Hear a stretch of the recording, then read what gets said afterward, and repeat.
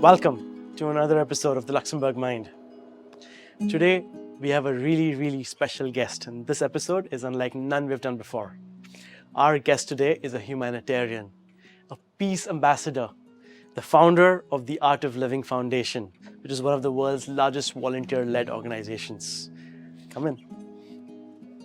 Our guest today is Gurudev Sri Ravi Shankar. Across 4 decades, Gurudev and his work has transcended across more than 180 countries. His philosophies on a stress-free life, on conflict resolution have resonated with people all around the world, across religions, countries, and all kinds of different barriers. He has dedicated his life to a simple but profound idea. Inner peace and societal progress go hand in hand. Let's hear more from Gurudev himself.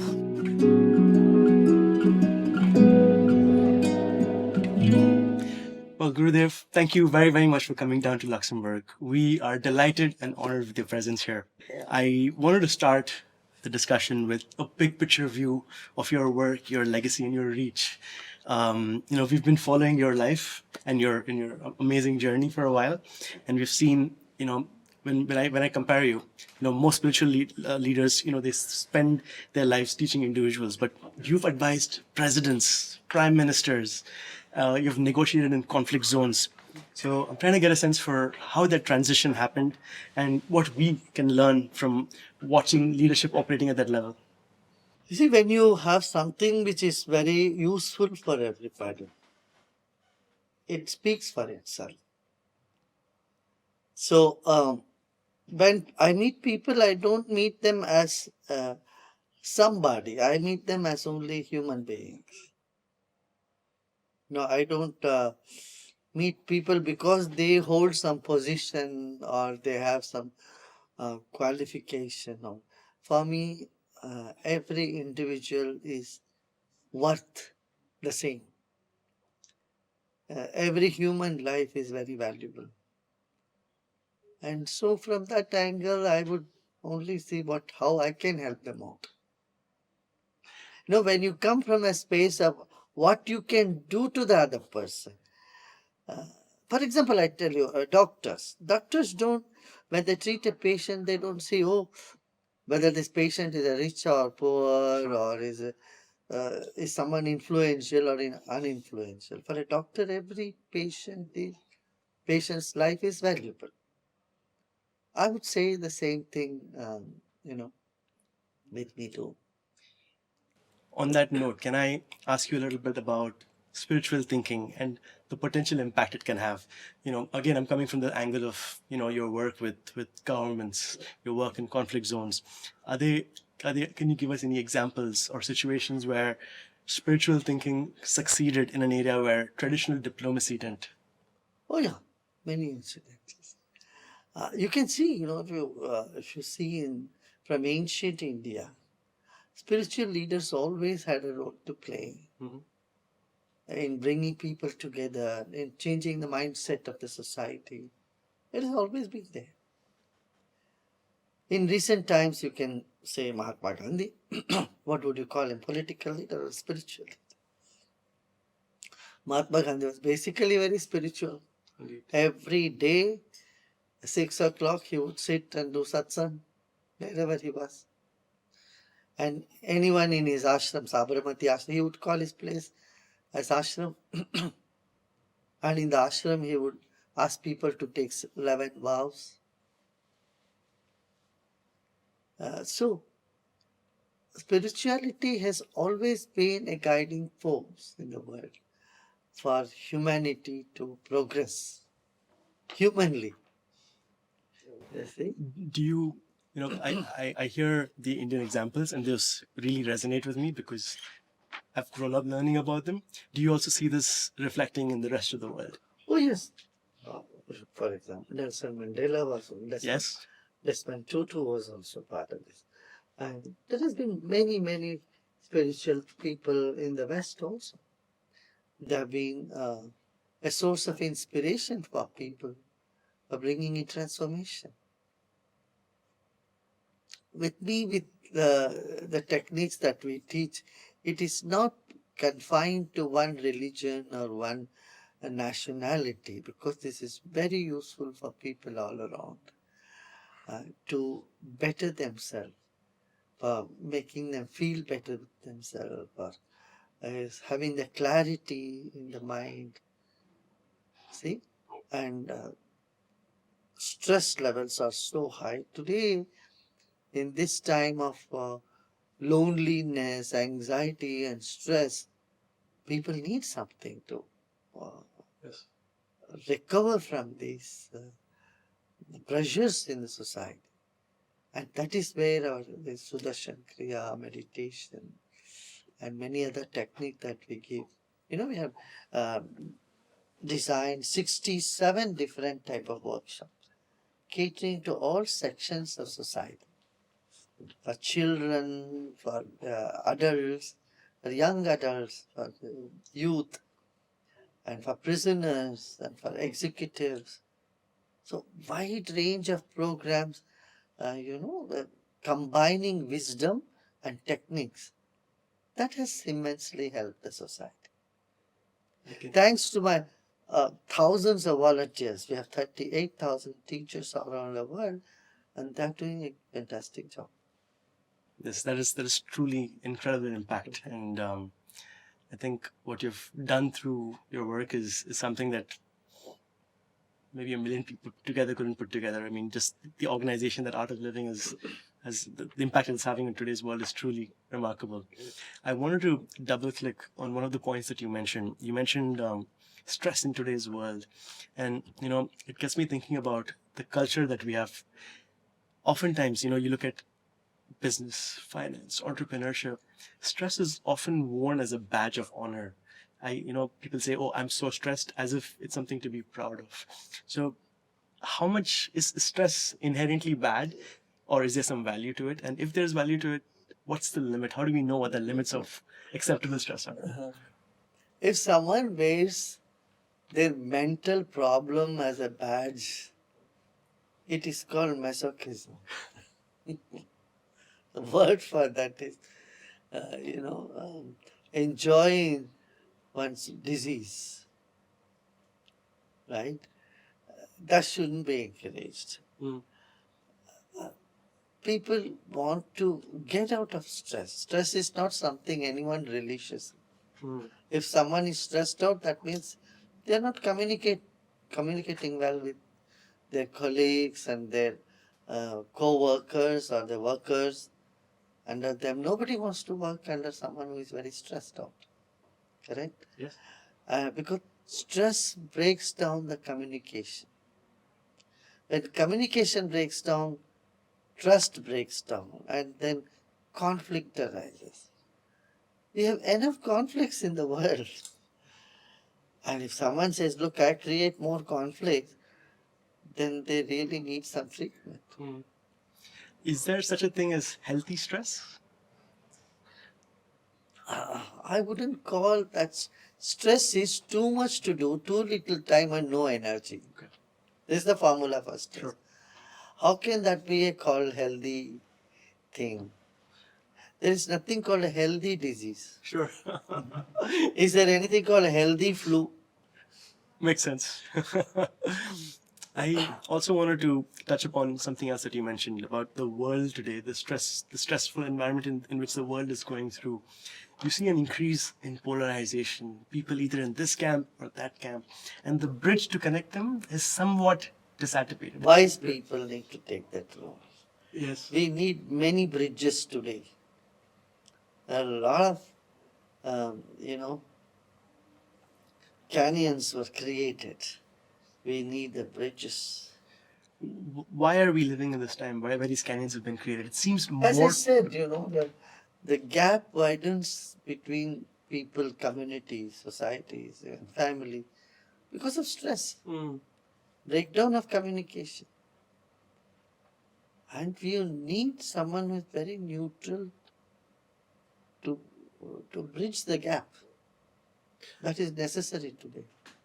Otherwise, we will go towards a greater destruction in the society. Are there reasons why today's world is more stressful than, let's say, sometime in the past? Well, you can't compare like that. Today it is more visible perhaps. More visible because of social media and free flow of information. You know, during World War II, Europe was very stressed, but there are other parts of the world which never knew anything about what's happening here. Right? Sri Lanka was peaceful. Malay was peaceful. Cambodia was peaceful at that time, perhaps. So, because there was no flow of information, farmers were growing food, they were celebrating in another part of the world when there was, war going on here. So, I would say, uh, because of flow of information and every day we watch in the television, so people are more aware of what's happening in the world, and that also because we can't live in isolation, that impacts one's mind. If you keep watching about uh, the state of affairs in another place, the violence in some place, uh, it definitely impacts your psyche too. In this sense, today there is much more stress, I can say that. I understand the increased flow of information, social media, and the internet kind of contributing to this, but perhaps even the solution lies in that increased connectivity. Do you feel like that might be a fair statement? It's good, there is no going back from social media, Yes. but it should be judiciously used. A few years back, whatever is in social media, people would blindly believe it without even checking the facts. Today, people have started fact check Yes. whether it's a fake news or a correct news. Yes. So that's a step forward, and that is what is needed. Again, I would say one should judiciously use it, And not overuse it or not completely abandon it. would the onus of that judicious use be on the individual, or should it be on the corporations that are creating the social media platforms? I would say it's individual. Once it starts in the individual level, it will also be in the corporate. Okay. I wanted to switch gears a little bit and ask you about spiritual movements. Oftentimes I talk to people around me here about spiritual movements, and sometimes I'm met with skepticism. Some people see it as commercialized, superficial, or even cult-like. How much of that criticism is fair, and what's the best way to respond? You see, first of all, spiritual philosophy or spiritualism was considered anti-scientific. This was especially in Europe, not so in the Orient. The reason is there are two set of philosophy. One philosophy says the Occidental, that says you first believe and then you will have an experience. This doesn't go with the paradigm of science. Science says first let me experience, then I will believe. Unfortunately, Oriental philosophy matches very well with this because its criteria is also same. Oriental philosophy says first you experience, then you can believe. You can believe whatever you want to, but don't discard something without experiencing it. And that's why never one scientist was ever persecuted in the East. East, it was never seen as conflicting with science. In fact, you would see many sages, saints in the East, in India, Japan, China. They were all great scientists also, alchemists and scientists. So it very well blended with spirituality. And spirituality is most misconstrued and misunderstood. Because we think spirituality is something, some make-believe system. No. We are made up of matter and spirit. Like a body needs amino acid, carbohydrate, proteins. Our spirit needs joy, love, integrity, honesty, focus. intuitive ability, all this. Anything that enhances these values of spirit, called as spirituality. So meditation, mantra chanting, yoga, all this is part of spirituality. And even now, if people are discarding yoga, meditation, they are living in the past, in 2 centuries behind, perhaps. Earlier in this century, the people had, the previous century, people have a lot of prejudice, especially any philosophy coming from the East. They had such a resistance. We have faced that in last 4.5 decades when we have been working. In the beginning, there was so much resistance. But now, people have become more intelligent. They know that resisting something which is so useful for mankind is only causing more loss to oneself. I wanted to go deeper into something that you mentioned, the antiquated view from, 100 or 200 years ago. You've had the chance to kind of watch India develop over the last few decades. That being said, there would still be people around who hold an old, antiquated view of India or old imagery when their perceptions of India. What's the right way to represent modern India, the new India? India has many things to offer. One is the youngest population, which is resilient, which are very scientific in their temper. And they honor their roots. Before, that was not the case. They were very ashamed to claim their roots. In the past decade, that has changed. They take pride in their roots. And they're very open.